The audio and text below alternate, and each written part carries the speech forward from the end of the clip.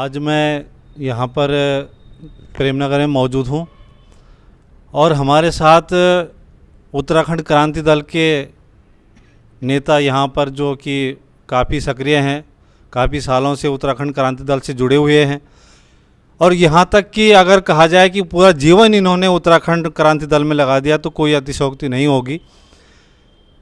लेकिन इनसे कुछ मेरे मन में चंद सवाल आए तो इनसे आज पूछेंगे। सर नमस्कार। नमस्कार। सबसे पहले तो सर ये एक बात बताएं कि जैसे कि उत्तराखंड क्रांति दल का गठन हुआ है वो सभी जानते हैं और उसके बाद उत्तराखंड क्रांति दल का नाम अस्तित्व में आया और उत्तराखंड भी बना, तो उत्तराखंड को बने हुए लगभग 20-21 साल हो गए, आप भी जानते हैं। लेकिन उत्तराखंड क्रांति दल कोई नाम ही रह गया, नाम तक सीमित रह गया। ये एक बड़ी पार्टी के तौर पे क्यों नहीं उभर पाया? देखिए, उत्तराखंड क्रांति दल का जो पहला उद्देश्य था उत्तराखंड राज्य को बनाना, 79 में हमने इसकी स्थापना करी मसूरी में और बड़े संकल्प के साथ हमने संघर्ष किया। फिर क्या हिंदू, क्या मुस्लिम, क्या सिख, क्या ईसाई, उत्तराखंड के इन चारों सिपाहियों ने मिलकर संघर्ष किया और राज्य लिया। राज्य बनने के बाद जिन बुनियादी सवालों का उत्तराखंड होना चाहिए था वो हो नहीं सका। जल, जंगल, ज़मीन, रोजगार, स्वरोजगार, पानी, बिजली, सभी चीज़ों पे उन लोगों का अधिकार हो गया जो उत्तराखंड के नहीं थे।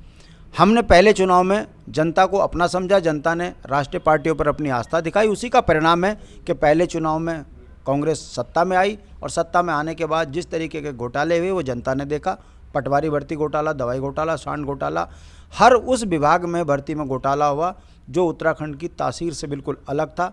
लोगों ने माना कि कांग्रेस ने अपनी जो उत्तर प्रदेश की प्रवृत्ति थी वो उत्तराखंड में थोपने का प्रयास किया। 2007 में कांग्रेस को जनता ने हटा दिया। 7 में भारतीय जनता पार्टी को राष्ट्र के नाम पर जनता ने सत्ता दी। उसमें भी फिर स्टेडिया घोटाला, कुंभ घोटाला, दवाई घोटाला, हर वो घोटाला जो कांग्रेस ने किया उसकी पुनरावृत्ति भारतीय जनता पार्टी नहीं करी। दुर्भाग्य ये देखिए कि कांग्रेस के टाइम पर डीएम सस्पेंड होते हैं और दरोगा भर्ती में भाजपा के शासनकाल में डीजीपी सस्पेंड होते हैं। ये उत्तराखंड का कमोवेश दुर्भाग्य बना है और बदस्तूर उत्तराखंड को लूटने का काम इन दोनों राष्ट्रीय पार्टियों ने किया है। आपने सवाल किया है कि उत्तराखंड क्रांति दल क्यों पिछड़ा। देखिए, हमने पूरे उत्तराखंड के अंदर सारे समाज को एक मत करके राज्य लिया और हम आर्थिक रूप से कमज़ोर हैं क्योंकि हम कर्मचारी बाहुल्य क्षेत्र के लोग हैं। आर्थिक रूप से पिछड़ने के कारण हम लोग जनता के बीच में अपनी बात को पहुंचाने में सक्षम नहीं रहे, जिस कारण हम पिछड़े और ऐसे पिछड़े कि आज भी उत्तराखंड क्रांति दल जनहित के मुद्दों पर संघर्ष कर रहा है। मगर धीरे धीरे जनता इस बात को समझ रही है कि जिनको हमने राष्ट्र के नाम पर जनता ने सत्ता दी, इन्होंने जनता के साथ वो धोखा किया है जिसकी कल्पना करना भी उत्तराखंड देवभूमि के अंदर संभव नहीं है, मगर हो रहा है। ये दुर्भाग्य की बात है, जनता समझ रही है। 22 में आप देखेंगे उत्तराखंड क्रांति दल सत्ता की ओर जाएगा। सर, तो जैसे आपने कहा कि ये 22 में जो अगले चुनाव होने वाले हैं, सत्ता परिवर्तन होगा, जो भी होगा, तो आपकी ये मतलब पूछना चाहता हूँ कि क्या रणनीति होगी आगे?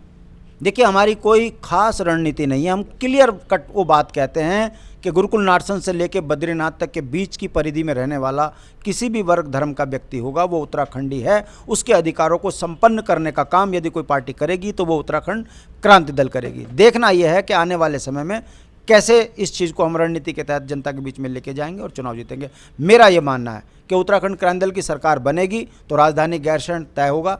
उत्तराखंड की सरकार बनेगी तो पर्वतीय क्षेत्र से पलायन रोकने के लिए मूलभूत सुविधाएं पहाड़ के अंदर सुनिश्चित की जाएंगी। उत्तराखंड की सरकार बनेगी तो बड़े बड़े ठेकेदार स्थानीय होंगे। हर उस कार्य में स्थानीय जो यहाँ का स्थानीय है, निवासी है, उसको जोड़ा जाएगा। बाहर के लोगों को हम उत्तराखंड के अंदर बहुत तेज़ी से स्थापित नहीं होने देंगे। राष्ट्रीय पार्टियों ने बड़े बड़े काम बाहर के लोगों को दिया है, इसी कारण उत्तराखंड कर्ज की गर्त में डूबा है। उत्तराखंड की जो मूल आवश्यकताएँ थी उससे वो पिछड़ रहा है।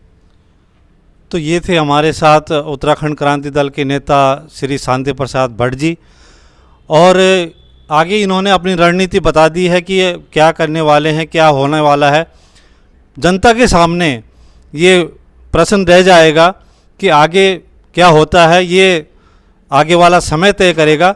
मैं संजय सकलानी, गढ़वाल टुडे के लिए कैमरा पर्सन कुलदीप के साथ, देहरादून, प्रेमनगर।